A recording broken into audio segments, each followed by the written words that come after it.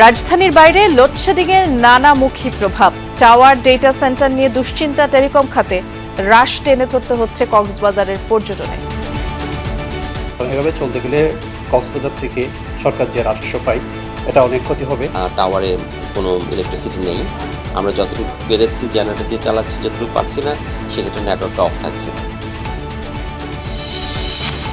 দাম আর সরবরাহ বাড়িয়েও স্বাভাবিক হয়নি পাম্পের পরিস্থিতি। বাস মালিক সমিতির সাথে সরকারের বৈঠক, পরিবহন ভাড়ার বিষয়ে সিদ্ধান্ত হবে কাল। হামের প্রকোপ কমার লক্ষণ নেই, আরও 2 জনের মৃত্যু। অভিভাবকদের সচেতন হওয়ার পাশাপাশি টিকা নেয়ার তাগিদ। 4 দিন পর্যন্ত জ্বর ছিল, তারপর ফার্মেসিতে ওষুধ খাওয়াইছি, কমে না দেখে মিটপুরে গেছি। র্যাশ ওঠার সাথে জ্বর, প্রচুর জ্বরই কমে না। 8 দিন তামাকিতে ভর্তি আমরা। বড় মৌসুমে 36 টাকা দরে ধান, 49 টাকায় সিদ্ধ চাল কিনবে সরকার। অভিযান চলবে 3 মে থেকে 31 আগস্ট পর্যন্ত। নওগাঁয় একই পরিবারের 4 জনকে হত্যার রহস্য উদ্ঘাটনের দাবি পুলিশের। অভিযুক্ত শহীদুলের বাড়িতে আগুন দিয়েছে বিক্ষুব্ধরা। যুদ্ধবিরতি নিয়ে অনিশ্চয়তায় বিশ্ববাজারে তেলের দাম অস্থিতিশীল। নৌ অবরোধ অব্যাহত রাখার ঘোষণা যুক্তরাষ্ট্রের, শর্ত লঙ্ঘনের অভিযোগ ইরানের।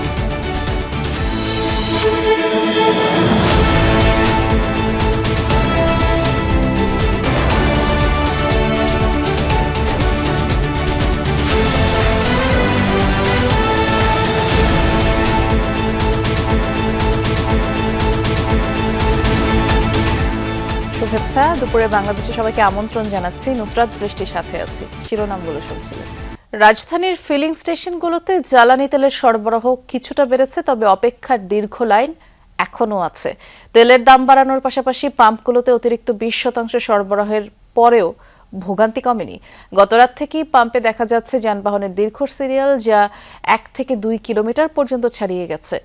যান চালক এবং মালিকরা বলছেন, কেউ সন্ধ্যা থেকে, কেউ বা মধ্যরাত থেকে লাইনে দাঁড়িয়েছেন। সরকারি নির্দেশনা অনুযায়ী আজ থেকে ফুয়েল পাসধারীদের 1200 টাকার আর পাস না থাকা চালকদের 700 টাকার তেল দেওয়া হচ্ছে। আর এতে বাইক চালকদের তোপের মুখে পড়েছেন পাম্পের কর্মচারীরা। ঢাকার পাম্প মালিকরা জানিয়েছেন, জ্বালানি সরবরাহ বৃদ্ধির পর সংকট কিছুটা কমেছে। তেল না পাওয়ায় যানবাহনের সংখ্যাও অর্ধেকের বেশি কমেছে এবং সরবরাহের এই ধারা অব্যাহত থাকলে আগামী কয়েকদিনের মধ্যেই সংকট কেটে যাবে বলে প্রত্যাশা তাদের।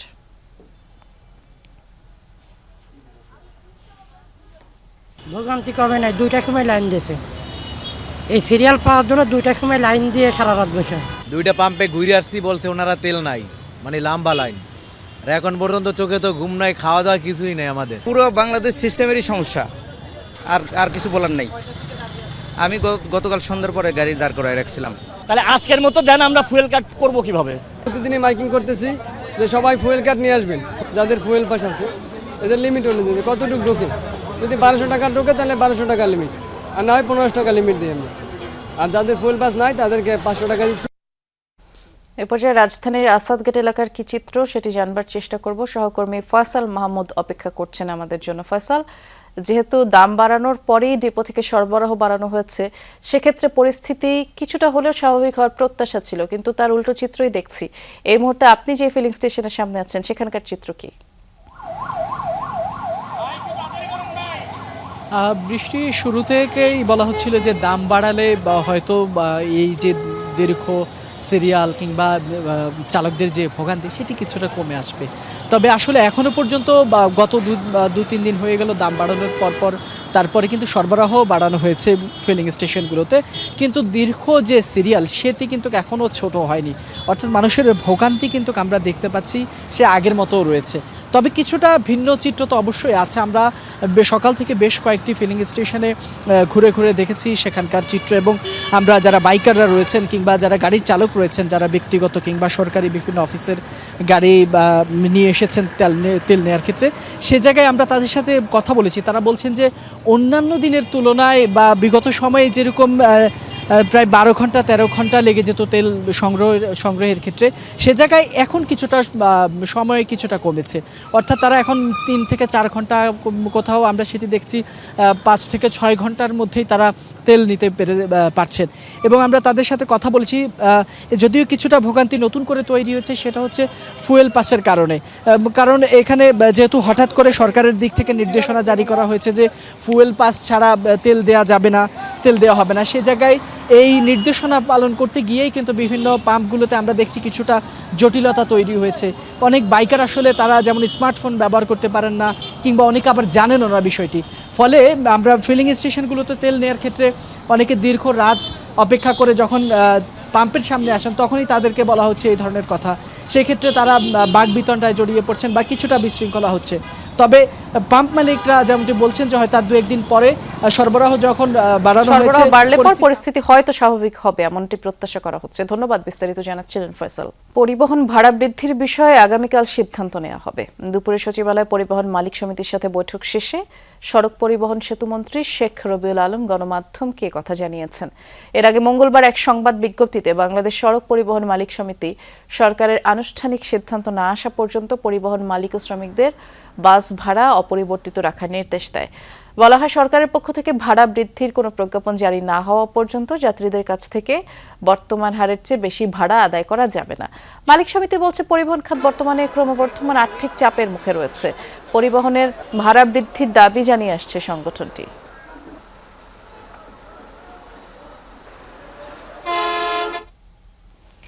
রাজধানীতে যেমন চিত্র, রাজধানীর বাইরেও জ্বালানি তেল সংগ্রহে গ্রাহকদের ভোগান্তি কাটছে না। তেল সংকটে দেশের বিভিন্ন জেলায় সাময়িকভাবে বহু ফিলিং স্টেশন বন্ধ রাখা হচ্ছে, আর বেশিরভাগ ফিলিং স্টেশনেই রেশনিং পদ্ধতি বহাল রয়েছে। তবে অনেক জায়গাতেই আগের তুলনায় গ্রাহকদের কাছে বেশি পরিমাণের তেল বিক্রি করা হচ্ছে।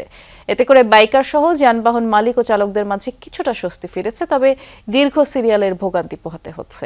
এছাড়া চাহিদা মতো তেল না পাওয়ায় ক্ষোভ জানিয়েছেন অনেক গ্রাহক। রংপুর, চট্টগ্রাম, খুলনা, ময়মনসিংহ বিভাগের বিভিন্ন জেলার অনেক পাম্পে তেল সংকটে বন্ধ রাখা হয়েছে। মালিকরা বলছেন, ডিপো থেকে যে পরিমাণের সরবরাহ মিলছে তা চাহিদার তুলনায় অনেক কম, যার ফলে দ্রুত সময়ের মধ্যেই মজুদ ফুরিয়ে যাচ্ছে।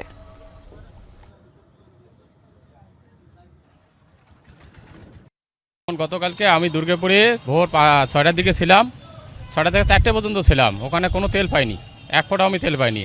তেল তো নাই, তেল থাকলে ঠিক আমরা সিরিয়ালে দাঁড়ানোর দরকার ছিল না। আমরা তো টাকার হিসাব করি না যে টাকা ঠিক আছে বাড়ছে দিতেছি, কিন্তু আইয়া তো সিরিয়ালে দাঁড়ানোর সময় লস আমাদের। প্রতিনিয়ত এরকম ভাবে হ্যারাসমেন্ট যদি আমরা হইতে আমাদের যে কাজের ক্ষতি, সময়ের ক্ষতি। গভর্নমেন্ট যেন ফুয়েল কার্ডের মাধ্যমে সঠিক যারা ক্রেতা, যাদের প্রয়োজন তেল, তাদেরকে মাঝে যেন বিতরণ করে। জ্বালানি সংকটের প্রভাব সম্পর্কে আরও জানবো। লালমনিরহাটে কি অবস্থা সেটি জানাবার জন্য সহকর্মী আনিসুর রহমান অপেক্ষা করছেন আমাদের জন্য। আনিস, যেহেতু পরিবহন ভাড়া যেহেতু বেড়েছে, পরিবহন ভাড়া এর একটি এফেক্ট পড়বে বোঝাই যাচ্ছে। এর পাশাপাশি আমরা যেমনটি জানি, লালমনিরহাট কৃষি নির্ভর একটি জায়গা এবং ডিজেল চালিত অনেক যন্ত্রপাতিও সেখানে চলে। সব মিলিয়ে সব ক্ষেত্রেই তো এর প্রভাব পড়ার কথা। সংকট আসলে কোন পর্যায়ে? বৃষ্টি, আমি কিন্তু এই মুহূর্তে রয়েছি লালমনিরহাটের মেসার্স দৌলে ফিলিং স্টেশন। আপনাকে যদি একটু আমি দেখাতে পারি যে এখানে কিন্তু এই কিছুক্ষণ আগে তেল বিতরণ শুরু হলো। তারা কিন্তু সম্পূর্ণ দিতে পারতেছেন না, তারা অকটেন আজকে অকটেন দিচ্ছেন। যারা ফুয়েল কার্ড আছে তারা পাচ্ছেন 500 টাকার করে অকটেন তারা নিতে পারছেন। এছাড়াও আমি বিভিন্ন পাম্পে ঘুরে দেখেছি যে আসলে প্রত্যেকটি পাম্পেই তেল সরবরাহ কম আসায় তারা বন্ধ করে রেখেছে, বেশিরভাগ পাম্প বন্ধ আছে।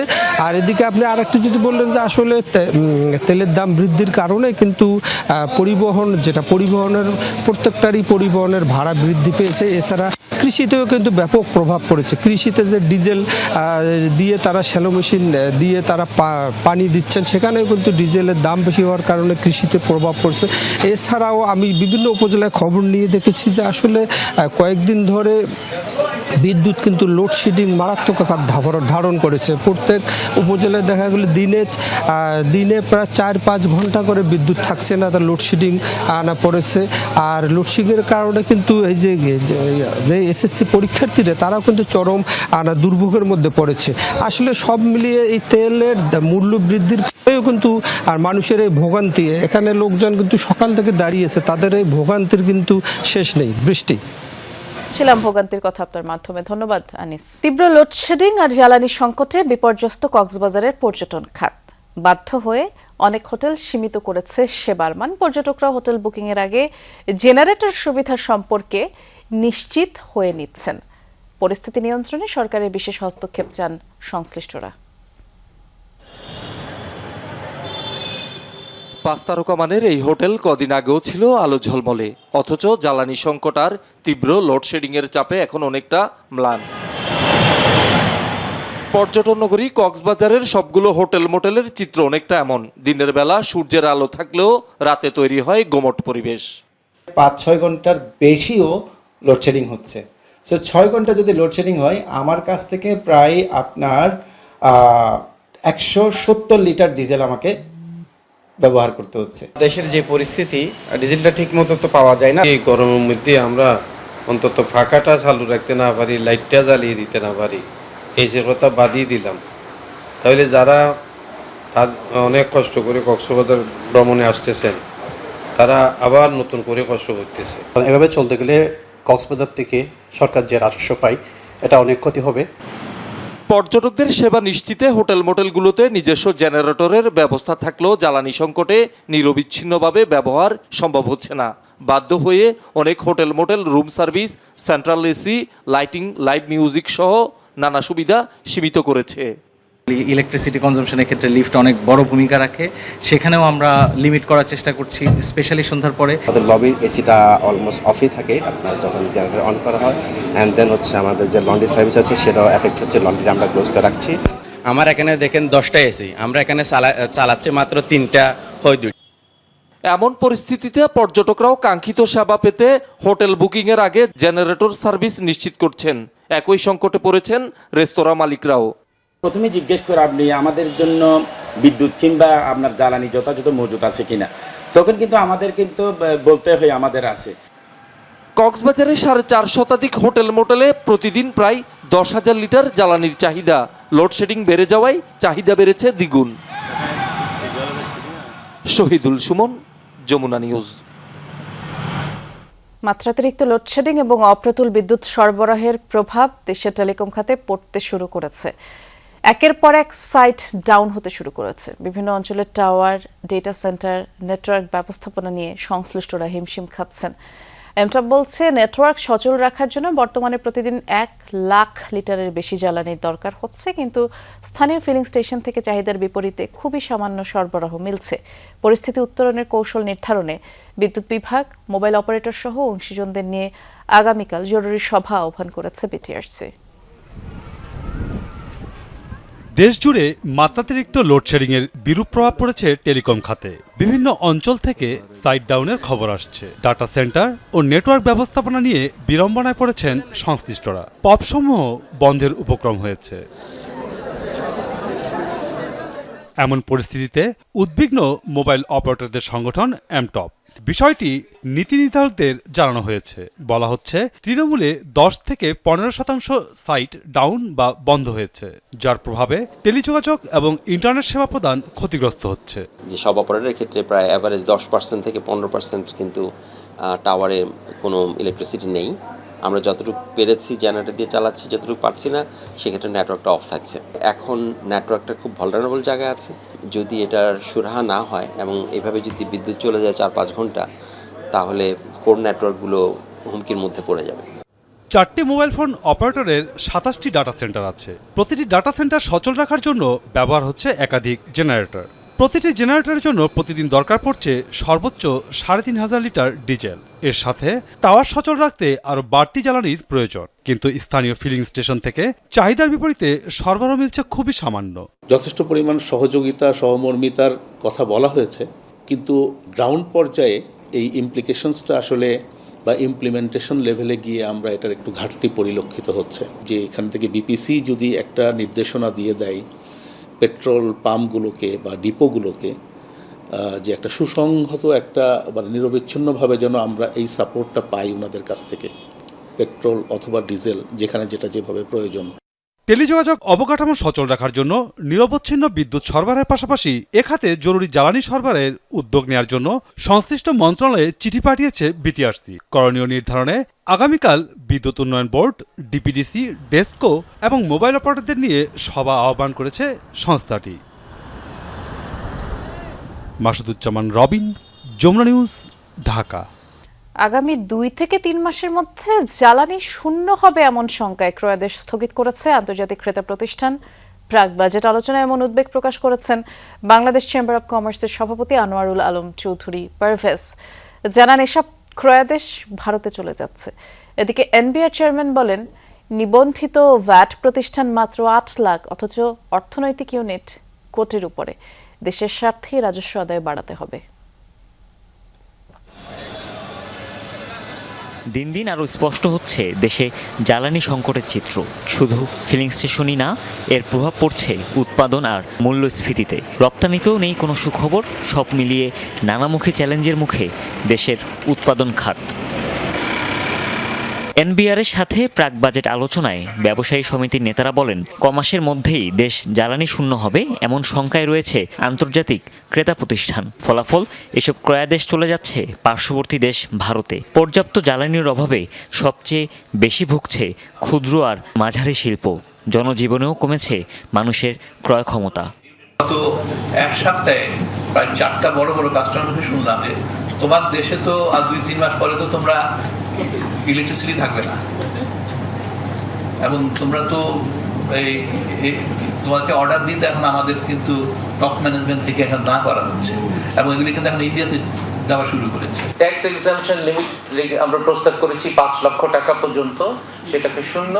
পরবর্তী 2 লক্ষ টাকা 5%, পরবর্তী 3 লক্ষ টাকা 10%, পরবর্তী 4 লক্ষ টাকা 15%। এ সময় এনবিআর চেয়ারম্যান বলেন, দেশের স্বার্থে রাজস্ব আদায় বাড়ানোর বিকল্প নেই, কিন্তু বাস্তবতা হচ্ছে 1 কোটির উপর অর্থনৈতিক ইউনিট থাকলেও নিবন্ধিত ভ্যাট প্রতিষ্ঠান মাত্র 8 লাখ। আমাদের টিডিএস রেটটা আমরা আসলে কমানোর পক্ষে না, আমরা এটাকে আরো বরং কাছাকাছি নিয়ে যাব, যাতে করে আপনাদের মানে যারা পরবর্তীতে আসবে না আমার এখানে ট্যাক্স রিটার্ন দিতে অথবা অন্যভাবে যারা ফাঁকি দেওয়ার চেষ্টা করে, তাদের থেকে যেন আমরা কিছু না কিছু ট্যাক্স আদায় করতে পারি। সভায় ব্যবসায়ী নেতারা ব্যক্তির করমুক্ত আয়ের সীমা 5 লাখ টাকা নির্ধারণের দাবি জানান। এছাড়া ব্যবসায়ীদের স্বার্থে সম্পদ কর বা সারচার্জ ধীরে ধীরে বিলোপের পাশাপাশি টার্নওভার ট্যাক্সের হার কমানোরও আহ্বান উঠে আসে। যাই কিছু করি না কেন, ট্যাক্স কালেকশন বাড়াতে হবে। হুমায়ুন রশিদ, যমুনা নিউজ, ঢাকা। প্রধানমন্ত্রী তারেক রহমানের সাথে সাক্ষাৎ করেছেন বাংলাদেশ স্কাউটসের কার্যনির্বাহী কমিটির সদস্যরা। সকালে সচিবালয়ে মন্ত্রিপরিষদ বিভাগে প্রধানমন্ত্রীর বিশেষ সভাকক্ষে এই সাক্ষাৎ অনুষ্ঠিত হয়। সাক্ষাৎকালে স্কাউট নেতৃবৃন্দ সংগঠনের বর্তমান কার্যক্রম এবং ভবিষ্যৎ পরিকল্পনা সম্পর্কে প্রধানমন্ত্রীকে অবহিত করেন। প্রধানমন্ত্রী মনোযোগ সহকারে তাদের কথা শোনেন আর তরুণ প্রজন্মকে দক্ষ দেশপ্রেমিক মানবিক নাগরিক হিসেবে গড়ে তুলতে স্কাউটিং আন্দোলনের ভূমিকার প্রশংসা করেন।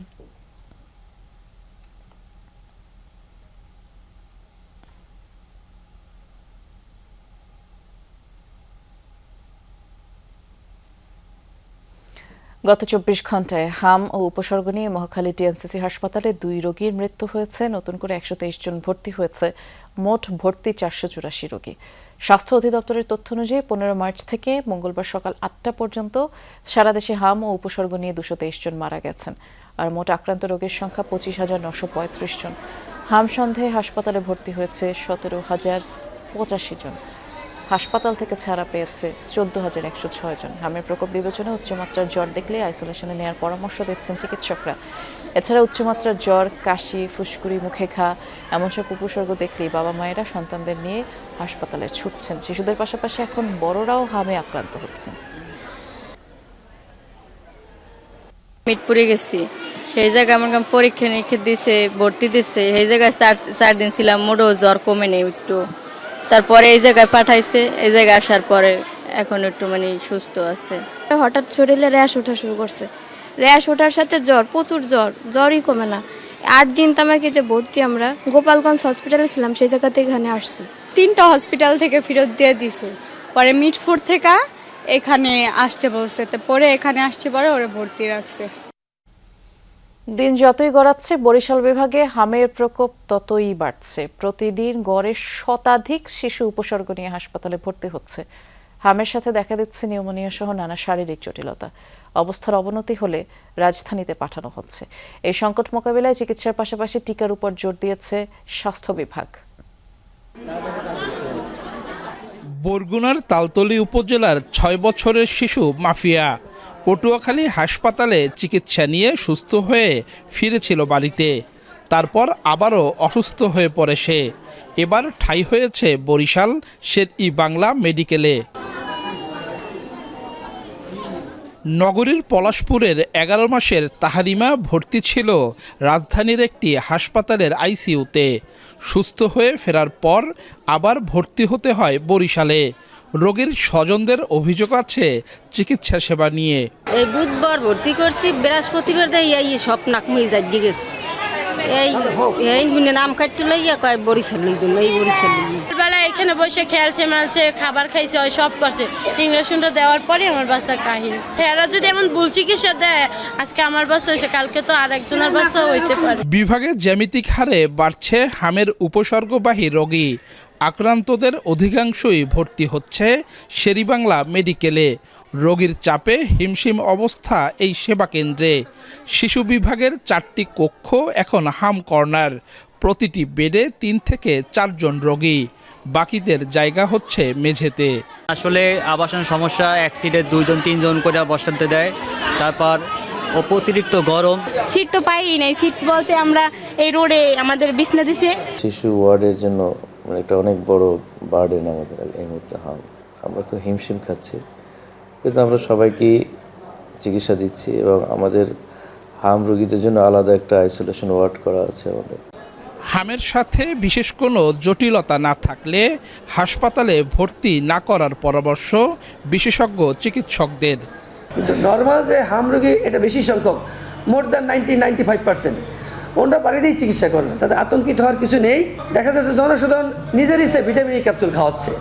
যদি তার ভিটামিন এর ঘাটতি না থাকে, ওটা তো পার্শ্ববর্তী দেখা যাবে। হামের প্রাদুর্ভাব ঠেকাতে টিকাদান কর্মসূচির পাশাপাশি সচেতনতা বৃদ্ধির চেষ্টা চালাচ্ছে স্বাস্থ্য বিভাগ। তাদের দাবি, শিশুদের ভ্যাকসিনের আওতায় আনা গেলে সংক্রমণ কমে আসবে। এটা প্রতিরোধের জন্য এক হচ্ছে এইজ গ্রুপ বাড়ানো হচ্ছে।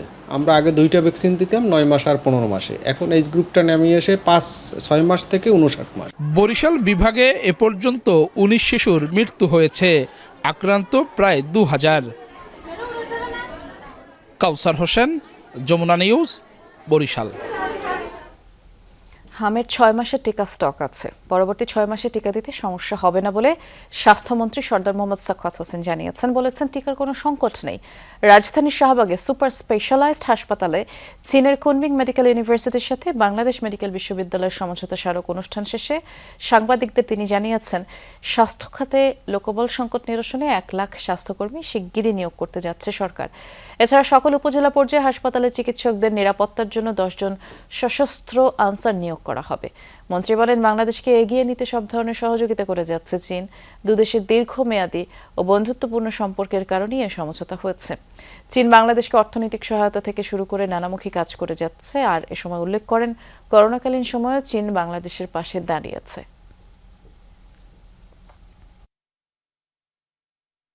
সমস্ত টিকা আমাদের হাতে আছে, কোনো প্রবলেম নেই এবং গ্রাম এলাকায় কাজ চলছে। টিকা এখানে কি স্টকে আছে? আমাদের স্টকে আছে এবং অন দ্য লাইন আছে পর্যাপ্ত পরিমাণ। এর পরবর্তী 6 মাস পর্যন্ত ইনশাল্লাহ আমরা ভ্যাকসিন দেওয়া যেতে পারবো, টিকা দেওয়া যেতে পারবো। আমরা 500 হসপিটাল ইনক্লুডিং অল দ্য উপজেলা, সকল উপজেলা হেলথ কমপ্লেক্সে আমরা 10 জন করে সশস্ত্র আনসার নিয়োগ করতে যাচ্ছি ইনশাল্লাহ আগামী কিছুদিনের ভিতরে। জুলাই মাস থেকে পর্যায়ক্রমে দেশজুড়ে প্রাথমিক শিক্ষার্থীদের পাটের ব্যাগ ও স্কুল পোশাক দেওয়া হবে বলে জানিয়েছেন প্রধানমন্ত্রীর শিক্ষা বিষয়ক উপদেষ্টা মাহদি আমিন।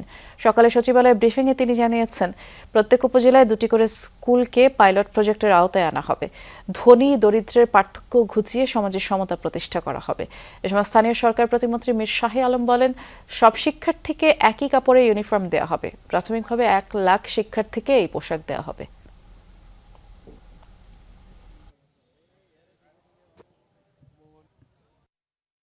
বাংলাদেশের একদম তৃণমূল থেকে শুরু করে সর্বোচ্চ পর্যায় পর্যন্ত প্রান্তিক এলাকায় আমরা ধাপে ধাপে এই একই ধরনের পোশাক, একই ধরনের ব্যাগ এবং দেশীয় উৎপাদিত পণ্য পৌঁছে দেব ইনশাআল্লাহ। আমাদের নিজেদের উৎপাদিত যে কোনো পণ্য সারা বাংলাদেশে আমরা ছড়িয়ে দিতে পারবো। আমরা নিশ্চিত করতে পারবো যে সেখানে একটা ধনী এবং দরিদ্র মাঝে যে পার্থক্য সেটা কমে আসে, সমাজের ভিতরে সমতা নিশ্চিত হয়, সমাজের ভিতরে ন্যায্যতা নিশ্চিত হয়।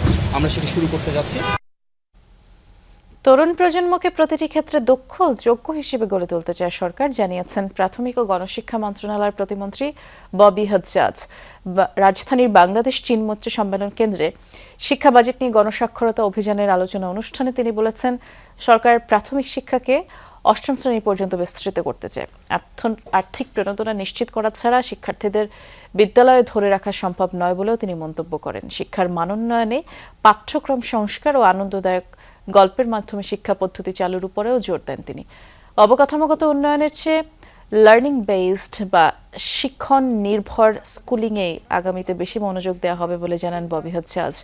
আর পরিকল্পনা প্রতিমন্ত্রী জোনায়েদ সাকি বলেছেন, আগামী বাজেটে শিক্ষা, স্বাস্থ্য, কর্মসংস্থান সর্বোচ্চ প্রাধান্য পাবে। একটা সন্তান যখন 8 বছর, 10 বছর, 12 বছর, 16 বছর, আপনি যেভাবেই ধরেন না কেন, সে প্রাথমিক করলো, সেকেন্ডারি করলো, হায়ার সেকেন্ডারি করলো বা ইউনিভার্সিটি ফার্স্ট ডিগ্রি করলো, যেটাই শেষ করুক সেটার পর যেন তার জন্য কর্মক্ষেত্রে কিছু তৈরি থাকে। সরকারের প্রায়োরিটি হচ্ছে এই খাতে বিনিয়োগ করা এবং ওই জনবল তৈরি করা, অন্যদিকে প্রাতিষ্ঠানিক সক্ষমতা তৈরি করা, যাতে করে আমরা অর্থনীতির আকারটাকে ওই লক্ষ্য অনুযায়ী নিতে পারি। রাজনীতিবিদ ও গণমাধ্যমের অনেকের মধ্যে জবাবদিহিতার ঊর্ধ্বে থাকার প্রবণতা রয়েছে বলে মন্তব্য করেছেন তথ্য ও সম্প্রচার মন্ত্রী জহিরুদ্দিন স্বপন। দুপুরে প্রেস ইনস্টিটিউট বাংলাদেশ পিআইবিতে সাংবাদিকতায় জেন্ডার সংবেদনশীলতা বিষয়ক ম্যানুয়ালের মোড়ক উন্মোচন অনুষ্ঠানে মন্ত্রী বলেছেন, স্বাধীনতার এত বছর পরেও রাজনীতি কাঙ্ক্ষিত প্রাতিষ্ঠানিক পর্যায়ে নিয়ে যাওয়া সম্ভব হয়নি। আবার গণমাধ্যম কর্মীরাও নানাভাবে জবাবদিহিতার বাইরে থাকার চেষ্টা করেন। প্রাতিষ্ঠানিকীকরণ না করা গেলে রাজনীতি ও গণমাধ্যমে জবাবদিহিতা নিশ্চিত হবে না। গণমাধ্যমের স্বাধীনতা ছাড়া জবাবদিহিতা নিশ্চিত করা যায় না উল্লেখ করে মন্ত্রী বলেছেন, বর্তমান সরকার গণমাধ্যমের পূর্ণ স্বাধীনতায় বিশ্বাস করে। তবে সিটিজেন জার্নালিজম যেভাবে চলছে সেটি সভ্যতার জন্য নতুন চ্যালেঞ্জ। এটি প্রাতিষ্ঠানিক পর্যায়ে নিতে পারলে শৃঙ্খলা ফিরবে। এছাড়া সাংবাদিকদের শিক্ষাগত যোগ্যতার বিষয়ে মন্ত্রী বলেন, বিষয়টি সম্পাদকদের উপর ছেড়ে দেওয়া হয়েছে, আলোচনা করে সিদ্ধান্ত নেওয়া হবে।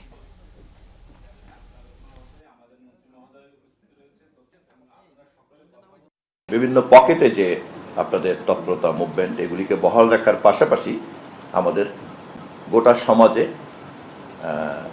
রাজনৈতিক এবং বিশেষ করে গণমাধ্যম এই দুই জায়গাতে জবাবদিহিতার সংস্কৃতিকে শক্তিশালী করার কাজটা আমাদেরকে খুব দ্রুত করতে হবে।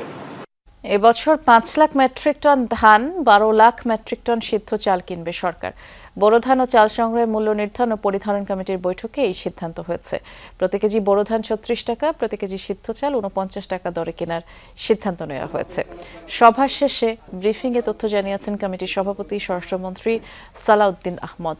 জানান, 1 লাখ মেট্রিক টন আতপ চাল 48 টাকা দরে, 50,000 মেট্রিক টন গম 40 টাকা প্রতি কেজি সংগ্রহ করা হবে। 3 মে থেকে শস্য সংগ্রহ অভিযান শুরু হয়ে 31 আগস্ট পর্যন্ত চলবে। জাতীয় চাহিদা 4 কোটি কত লক্ষ মেট্রিক টন? 24 লক্ষ মেট্রিক টন। আর আমাদের যে প্রোডাকশন সেটা কাছাকাছি, আমাদের ঘাটতি নেই। আমাদের যে আবহাওয়া রিপোর্ট সেই অনুসারে এখনো পর্যন্ত দুর্যোগের কোনো সম্ভাবনা ইনশাআল্লাহ নেই। সেই হিসাবে আমরা আমাদের লক্ষ্যমাত্রার চাইতেও বেশি উৎপাদন হবে বলে আশা করছি। সরকারিভাবে আমাদের যেটা মজুদ রাখতে হয় সেটা আমরা রাখি, নিরাপত্তা মজুদ অবশ্যই রাখতে হয়, সেটা রাখি। নেত্রকোনার হাওড়াঞ্চলে বোরো ধান বিক্রিতে ওজনে কারচুপির অভিযোগ উঠেছে। 40-এর জায়গায় 45 কেজিতে মন ধরে ধান কিনছেন ফরিয়ারা। এতে করে মাঠেই কৃষকরা ঠকে যাচ্ছেন। এদিকে সরকারিভাবে ধান কেনা শুরু না হওয়ায় ফরিয়াদের কাছে কম দামে ধান বিক্রি করতেও বাধ্য হচ্ছে চাষিরা। নেত্রকোনার হাওড়াঞ্চলে চলছে এখন বড় ধান কাটার মৌসুম। দিনরাত এক করে সোনালী ধান কাটছেন কৃষকরা। মাড়াই শেষে মাঠে বিক্রি হচ্ছে সেই ফসল, কিন্তু ধান বিক্রিতে ওজনে ঠকানো হচ্ছে কৃষকদের।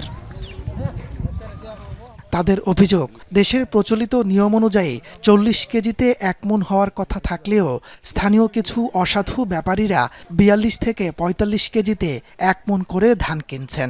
এতে ফরিয়াদের কাছে ঠকে যাচ্ছে মাঠ পর্যায়ের কৃষকরা। 5 কেজি ধান না বলতে না দিলে এরা ধান নেয় না। আর এই সময় আমরা অন্য ব্যাপারী পাইও না।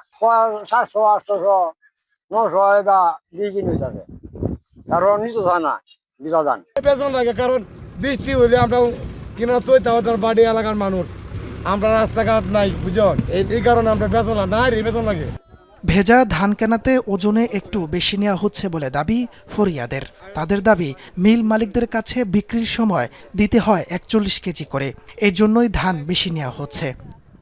মিলে গেলে আমরা কাঁচা তো গাঁতি হয়ে যায়, এটা লাগে গৃহস্থ 42-এর মন নেবে। আমরা যে বাড়তি ধানটা দিই মিলাররা না দিলে মিলাররা তারা দাম দেয় না। 45 নিতে হয়, এছাড়া তো আমাদের এই ওজন ঠিক থাকে না। ওজনের বেশি নেওয়ার বিষয়টি স্থানীয় প্রশাসনের সাথে কথা বলে সুরাহা করা হবে বলে জানান জেলা খাদ্য বিভাগের কর্মকর্তা। সরকারিভাবে নির্দেশনা পাই নাই, এখনো আমরা দরও পাই নাই, পরিমাণও উল্লেখ করে কোনো নির্দেশনা পাই নাই, এই জন্য আমরা ধান শুরু করতে পারিনি। ব্যবসায়ী পরিয়ারা কিনে তারা 42-43 কেজি করে কিনে, তো এটা আমরা প্রশাসনের সহযোগিতায় ভবিষ্যতে যাতে না হয় এটা একটা ব্যবস্থা নেওয়ার চিন্তা ভাবনা করছি। এবার নেত্রকোনার হাওড়াঞ্চলে প্রায় 42,000 হেক্টর জমিতে ধানের আবাদ হয়েছে। তাপস সরকার, যমুনা নিউজ। নওগাঁর নিয়ামতপুরে 2 সন্তান সহ স্বামী স্ত্রীকে হত্যার ঘটনায় এই মুহূর্তে ব্রিফ করছেন পুলিশ সুপার। আমরা সরাসরি শুনবো। আসলে নিয়েছে কিনা সেটা আমরা তদন্ত করছি। এই নিয়ে একটা মিসইনফরমেশন আছে না না না, এখানে কোনো প্রকার ওই ধরনের কোনো কেউ বলছে আমাদের সঙ্গে। আমি এটা গতকালকে আমরা যেটা প্রাথমিক তদন্তে আমাদের মনে হয়েছে যে এখানে এই যে হত্যাকাণ্ডটা হয়েছে এটা কিন্তু আপনার ডাকাতি বা দস্যুতা জাতীয় অপরাধ না। ডাকাতি হলে ডাকাত তো আর এই শিশু বাচ্চাদের মেরে যায় না। সারা বাংলাদেশের যে ডাকাতির হিস্ট্রিগুলো আমরা বিভিন্ন সময় দেখেছি যে মোডাস অপারেন্ডি, অনেক সময় দেখা যায় যে কেউ রেপ করে বা কেউ একটা, কিন্তু এই এতগুলি মানুষকে তারা কিন্তু কিল করে যায় না, কারণ সেখানে তাদের টার্গেট থাকে যে সম্পদ নিয়ে দ্রুত তারা চলে যাবে। সেখানে সবাইকে তাদের, কারণ তারা তো ওই লোকটাকে মেরেই তারা চলে যেতে পারতো যদি এইটাই টার্গেট থাকতো। তাদের মূল টার্গেট ছিল যে তাদের মধ্যে যে আপনার এই যে তাদের যে পারিবারিক শত্রুতা এবং তারা যে ল্যান্ডে দেয়, তারা যে তাদের ভাষ্যমতে যে তারা যে ক্ষতিগ্রস্ত হয়েছে, এটার যে একটা প্রতিশোধ, এবং এই হাবিব মারা গেলে এর উত্তরাধিকার যদি না থাকে তাহলে যে তারা ফাইন্যান্সিয়াল গেইন হবে ল্যান্ডের, এইটা তাদের মনের মধ্যে ছিল। তারা সবাই ওই এলাকারই, আমাদের যতটুকু মনে হচ্ছে যে তারা ওই এলাকারই। কত বিঘা জমি নিয়ে ঝামেলা? সেইটা সুনির্দিষ্টভাবে প্রাথমিকভাবে মনে হচ্ছে যে কত বিঘা, 17 বিঘা হতে পারে। এইটা তার আরো আছে, তার নিজের জমি আছে, তার নানির জমি আছে। তার নানিও একবার বলেছে যে আপনার ওই তার নানিও তার ছেলেকে জমি দিয়ে গেছে, এবং সে যখন জমি দলিল করে তাকে জিজ্ঞেস করেছিল নাকি, এটা আমি তাদের খুব জানতে চেয়েছিলাম, বলল যে নানি নাকি সেখানে বলেছিল যে আমার একটাই ছেলে, আর কোনো সন্তান নাই। তাই এইগুলিও তাদের মধ্যে খুব আপনার ইয়ে করেছে। এগুলি নিয়ে আপনার এই বিশেষ করে আপনার একাধিক মামলা আছে জমি জমা নিয়ে আর কি। নমির উদ্দিন মন্ডলের সাথে তার ভাইয়ের মামলা আছে। এই যে আপনাদের যার কথা বললাম যে আপনার এই স্বপনের বাবা রহিম মন্ডল, তার আপন ভাই, এটি নিয়ে তাদের মধ্যে মামলা চলমান আছে। এছাড়াও ওই শহীদুল, এদের মধ্যেও আপনার কিছু আপনার এই ল্যান্ড ডিসপিউট নিয়ে তাদের মধ্যে আপনার ইয়ে আছে, বিরোধ আছে। দেওয়ালে একটা লেখা ছিল, ঠিক আছে, দেওয়ালে লেখা এখনো আমরা কংক্রিট প্রুফ ইয়ে করতে পারি নাই, তবে তাদের জিজ্ঞাসাবাদে যেটা সেটা হলো যে এই দুজনই বলেছে যে দেওয়ালে লেখাটা আপনার ওই যে এইটা আমার মনে হয় যে ইনভেস্টিগেশনের পরে আমরা কংক্রিট করে বলি। ওরা যারা ওরা 3 জন না, আরেকজন আর কি এটা লিখেছে আর কি, সবাই ওই একই এলাকার।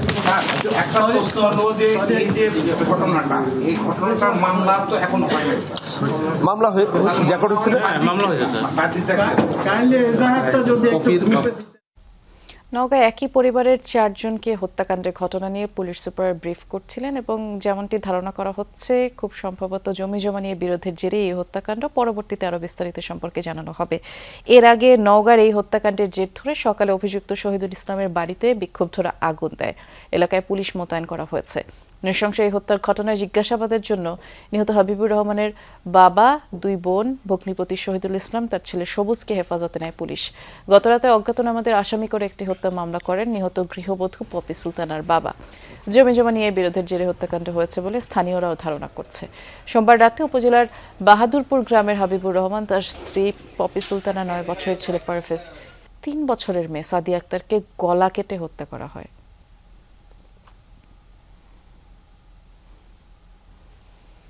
পূর্বশত্রুতা আর মাদক সংশ্লিষ্টতার বিরোধ থেকে ঢাকার আশুলিয়ায় গত 15 এপ্রিল ফয়সাল মোল্লাকে হত্যা করা হয় বলে জানিয়েছে পিবিআই। হত্যা রহস্য উদ্ঘাটনের দাবি করেছে পুলিশ ব্যুরো অফ ইনভেস্টিগেশন। এ ঘটনায় এক আসামিকে গ্রেফতার করা হয়েছে। হত্যাকাণ্ডে ব্যবহৃত ধারালো অস্ত্র উদ্ধার করা হয়েছে।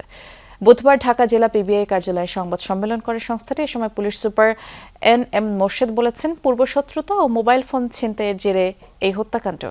আপন খালাতো ভাই বিপু কৌশলে ফয়সালকে ডেকে নিয়ে বড় ভাই মাসুদের সহায়তায় পিটিয়ে দেশীয় অস্ত্র দিয়ে কুপিয়ে হত্যা করে। ঘটনার পর বিপু ও মাসুদ পালিয়ে যায়। পরে ফরিদপুর থেকে গ্রেফতার করা হয় আসামি বিপুকে।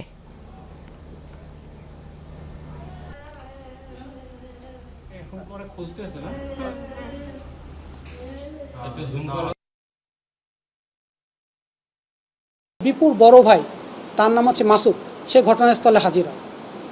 ঘটনাস্থলে হাজির হয়ে সে অটো থেকে নেমে অতর্কিতভাবে একটা রড দিয়ে এই যে মৃত ব্যক্তি ফয়সাল মোল্লাকে এলোপাথারি মারতে থাকে। ফয়সাল মোল্লাকে যখন এলোপাথারি মারতে থাকে তখন বিপু কৌশলে ফয়সাল মোল্লার হাত থেকে যে রামদাটা ছিল সেইটা সে হাতে নিয়ে উল্টো ফয়সাল মোল্লাকে সে কোপাতে থাকে। ভার্চুয়াল কোর্ট পরিচালনার কারণে জ্বালানি সাশ্রয়ের পাশাপাশি মামলা পরিচালনায় গতি এসেছে বলে দাবি অ্যাটর্নি জেনারেল রুহুল কুদ্দুস কাজলের। দুপুরে নিজ কার্যালয়ে সাংবাদিকদের ব্রিফিংয়ে এমন মন্তব্য করে অ্যাটর্নি বলেছেন, চলমান জ্বালানি সংকট মোকাবেলায় এই উদ্যোগ ইতিবাচক প্রভাব পড়েছে। ভার্চুয়াল মামলা দ্রুত নিষ্পত্তি হবে। এর আগে গত 19 এপ্রিল এক বিজ্ঞপ্তিতে হাইকোর্ট বিভাগের সপ্তাহে 2 দিন বুধ ও বৃহস্পতিবার বিচার কাজ ভার্চুয়ালি অনুষ্ঠিত হবে বলে জানায়। এতে বলা হয়, বিশ্ব অর্থনৈতিক পরিস্থিতি বিবেচনায় জ্বালানি ও বিদ্যুৎ সাশ্রয় নিশ্চিত করার লক্ষ্যে এই উদ্যোগ।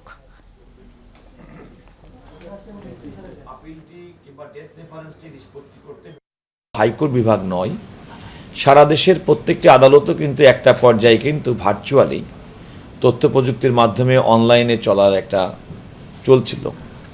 খেয়াল করে দেখবেন, তৎকালীন সময়ে আমরা যখন শুরু করেছিলাম তখন কিন্তু অনেক টেকনিক্যাল ডিফিকাল্টি ছিল। আমাদের অনেকের তথ্য প্রযুক্তি সম্পর্কে জ্ঞানের অপ্রতুলতা ছিল। চট্টগ্রাম সিটি কলেজের ছাত্রদল শিবির সংঘর্ষের ঘটনায় ক্লাস বন্ধ রয়েছে, তবে পূর্ব নির্ধারিত পরীক্ষা চলছে। ক্যাম্পাস এলাকায় অতিরিক্ত পুলিশ মোতায়েন রয়েছে। এদিকে সকালে হাসপাতালে আহত শিবির কর্মীদের খোঁজ নিতে যান ডাকসু ভিপি সাদিক কায়েম। তিনি অভিযোগ করেন, সরকারের ব্যর্থতা ঢাকতে ক্যাম্পাসে এমন উত্তপ্ত পরিস্থিতির সৃষ্টি করা হয়েছে। আহত ওয়ার্ড শিবির সভাপতি আশরাফুলের অবস্থা সংকটাপন্ন বলেও জানিয়েছেন তিনি। সংঘর্ষের ঘটনা এখন পর্যন্ত কোনো পক্ষই মামলা বা অভিযোগ দায়ের করেনি, কেউ আটকও হয়নি। চট্টগ্রাম সিটি কলেজ ক্যাম্পাসে দেয়াল লিখন নিয়ে মঙ্গলবার দফায় দফায় ধাওয়া পাল্টা ধাওয়া সংঘর্ষে জড়ায় ছাত্রদল শিবির। বেশ কয়েকজন আহত হন।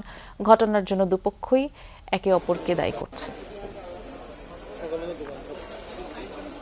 ছাত্র শিবিরের নেতাকর্মীরা শিক্ষার্থীদেরকে সাথে নিয়ে যখন শান্তিপূর্ণ প্রতিবাদ সমাবেশ করছিল, সেখানে ন্যাক্কারজনকভাবে চাপাতি দিয়ে, রামদা দিয়ে, দেশীয় অস্ত্র দিয়ে হামলা করে। এটার বিরুদ্ধে আমাদের অবস্থান জিরো টলারেন্স। এখন সেটা সে যেভাবেই হোক না কেন, যেই হোক না কেন, আপনি বলেছেন পুলিশ যদি থাকে কাউকে ছাড় দেওয়া হবে না। পদ্মা নদীতে অবৈধভাবে বালু উত্তোলনকারীদের ধরতে গিয়ে গুলিতে আহত হয়েছেন পাবনার ঈশ্বরদী নৌ পুলিশের 5 সদস্য সহ 6 জন। গতরাত 1:30টার দিকে কুষ্টিয়ার হরিপুরে এই ঘটনা। নৌপুলিশ জানায়, অবৈধভাবে বালু উত্তোলনের খবর পেয়ে ঘটনাস্থলের উদ্দেশ্যে রওনা হয় ঈশ্বরদীর লক্ষ্মীকুণ্ডা নৌফাঁড়ির একটি দল। নদীর কুষ্টিয়া অংশের হরিপুর এলাকায় পৌঁছালে অতর্কিত হামলা চালায় সন্ত্রাসীরা। গুলিবিদ্ধ হন ফাঁড়ির ইনচার্জ সহ 5 পুলিশ সদস্য ও নৌকার মাঝি। আহতদের পাবনা সদর হাসপাতালে ভর্তি করা হয় এবং একজনকে উন্নত চিকিৎসার জন্য রাজশাহী মেডিকেলে পাঠানো হয়।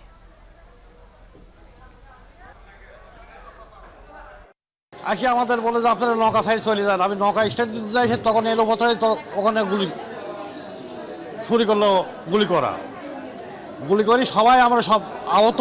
2 জনের 2টা গুলি বের করে দিব, বাকিগুলা বের করতে হবে না। মোটামুটি এখন সবাই সুস্থ আছেন।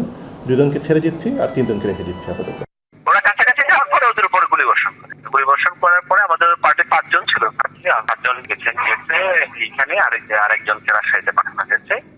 একটু চোখের উপর একটা গুলি লেগেছে। আইনগত প্রক্রিয়া যেগুলো ছিল সবই ব্যবস্থা নিতে হবে এবং সেটা নিব। ইরানকে বাগে আনতে না পেরে অবশেষে একতরফাভাবে যুদ্ধবিরতির মেয়াদ বাড়ালেন মার্কিন প্রেসিডেন্ট ডোনাল্ড ট্রাম্প, তবে কোনো সময়সীমা এবার আর উল্লেখ করেননি। তেহরানের তরফ থেকে পূর্ণাঙ্গ চুক্তির প্রস্তাব পাঠানোর জন্য সময় দেওয়ার কথা জানিয়েছেন ট্রাম্প, তবে অব্যাহত থাকবে মার্কিন নৌ অবরোধ। বর্ধিত যুদ্ধবিরতি নিয়ে আনুষ্ঠানিকভাবে এখনো কোনো প্রতিক্রিয়া জানায়নি ইরান। যুদ্ধবিরতির শেষ সময়েও শান্তি আলোচনার জন্য প্রস্তুত ছিল ভেন্যু, নেওয়া হয়েছিল সব ধরনের ব্যবস্থা, কিন্তু মধ্যস্থতাকারীদের চেষ্টা, যুক্তরাষ্ট্রের একের পর এক হুমকিও আলোচনার টেবিলে আনতে পারেনি তেহরানকে। শেষ মুহূর্তে একতরফাভাবে ইরানের সাথে চলমান যুদ্ধবিরতির মেয়াদ বাড়ানোর ঘোষণা দেন মার্কিন প্রেসিডেন্ট ডোনাল্ড ট্রাম্প।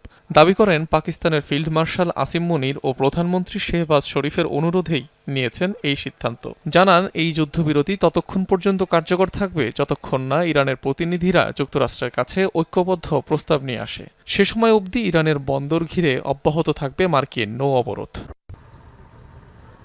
অন্যদিকে নিজেদের কথায় এখনও অটল ইরান। মার্কিন নৌ অবরোধ তুলে নেওয়া না পর্যন্ত আলোচনায় না বসার যে ঘোষণা দিয়েছিল তেহরান, তাতেই শেষ পর্যন্ত অনড় মোস্তাফা খামেনির প্রশাসন। ট্রাম্প অনেকটা বাধ্য হয়ে যুদ্ধবিরতি ঘোষণা করলেও আনুষ্ঠানিক প্রতিক্রিয়া নেই তেহরানের।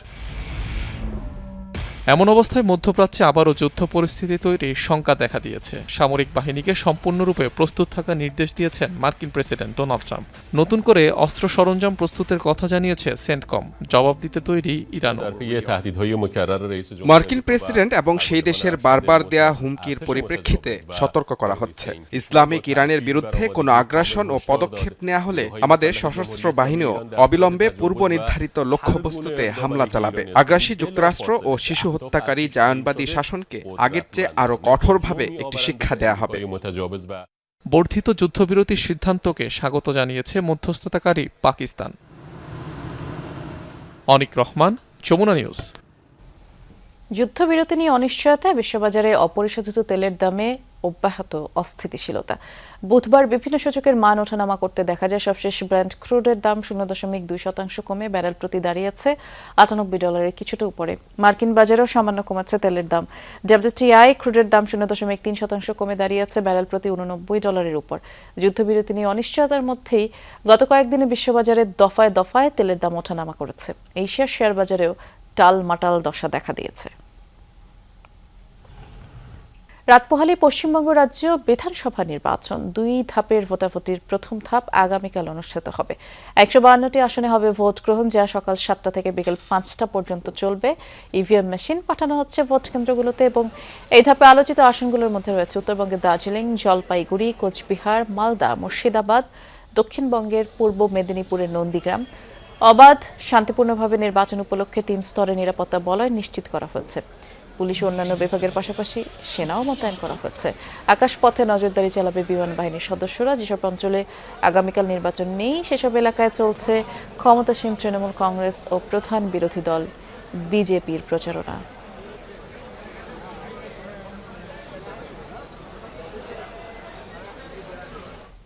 পশ্চিমবঙ্গের নির্বাচন নিয়ে বিস্তারিত জানাতে আমাদের সাথে নন্দীগ্রাম থেকে যুক্ত আছেন সহকর্মী সুকান্ত চট্টোপাধ্যায়। সুকান্ত, যেহেতু রাত পোহালি নির্বাচন, প্রস্তুতি কেমন দেখছেন, নিরাপত্তা ব্যবস্থা কেমন চোখে পড়লো, একটু বিস্তারিত করে জানাবেন। দেখুন, এইবার নির্বাচনে ত্রিস্তরীয় যে নিরাপত্তা বলয় তৈরি করেছে নির্বাচন কমিশন, তা কিন্তু একেবারে দৃষ্টান্তমূলক। এর আগে কোনো নির্বাচনে এত যে নিরাপত্তা বলয় সেটি কিন্তু দেখা যায়নি। আমরা এই মুহূর্তে রয়েছে পূর্ব মেদিনীপুরের নন্দীগ্রামে। সেখানেও কিন্তু নির্বাচনের যে প্রস্তুতি পর্ব চলছে চূড়ান্ত পর্যায়ে। বিভিন্ন যে বুথগুলো সেখানে কিন্তু ইতিমধ্যেই ইভিএম মেশিন নিয়ে পৌঁছচ্ছেন ভোটকর্মীরা, তার সঙ্গে থাকছেন আধা সামরিক বাহিনীর জওয়ানরা। এর এই পূর্ব মেদিনীপুর নন্দীগ্রাম সব থেকে কিন্তু হাইলাইটেড কেন্দ্র, তার কারণ এখানের প্রার্থী এবার রাজ্যের বিরোধী দলনেতা শুভেন্দু অধিকারী। পাশাপাশি উত্তরবঙ্গের দার্জিলিং সহ ডুয়ার্স এবং জঙ্গলমহল পশ্চিম মেদিনীপুর, সেখানেও কিন্তু ভোটের চূড়ান্ত প্রস্তুতি চলছে। একই সাথে আগামীকাল ভোট কিন্তু তামিলনাড়ুতেও, সেখানেও 243টি আসনে কিন্তু জোর কদমে আগামীকালের যে প্রস্তুতি তার শেষ পর্যায়ে চলছে। বলে রাখি, পশ্চিমবঙ্গের ক্ষেত্রে ইতিমধ্যেই রাত পোহালে যেহেতু নির্বাচন, তার আগে বেশ কিছু জায়গায় কিন্তু বিক্ষিপ্ত ঘটনার খবর আমাদের কাছে এসেছে এবং সেখানে দাঁড়িয়ে নন্দীগ্রামেই কিন্তু হামলা হয়েছে এবং বিজেপি এবং তৃণমূল পরস্পরের বিরুদ্ধে এই হামলার অভিযোগ তুলেছে। পাশাপাশি দাঁতন, পশ্চিম মেদিনীপুরে দাঁতনেও কিন্তু একই ঘটনা ঘটেছে, দুই বিবদমান দলের মধ্যে গন্ডগোল। সেখানে 23 জনকে কেন্দ্রীয় বাহিনী কিন্তু ইতিমধ্যেই গ্রেপ্তার করেছে। এছাড়াও উত্তর 24 পরগনার বারাসাত এবং দক্ষিণ 24 পরগনায় বিস্তীর্ণ জায়গায় ছোট ছোট কিন্তু বিক্ষিপ্ত কিছু ঘটনার কথা এবং উত্তেজনার কথা আমাদের কাছে এসেছে। প্রত্যেকটি জায়গায় কিন্তু নির্বাচন কমিশনের আধিকারিকরা কেন্দ্রীয় বাহিনী নিয়ে পৌঁছচ্ছেন এবং তারা কিন্তু প্রস্তুতি আসলে সম্পন্ন হয়ে গেছে যেমনটি মনে হলো। ধন্যবাদ সুকান্ত বিস্তারিত জানানোর জন্য। আর এই ছিল দুপুরে বাংলাদেশের আয়োজনে সাথে থাকার জন্য ধন্যবাদ সবাইকে।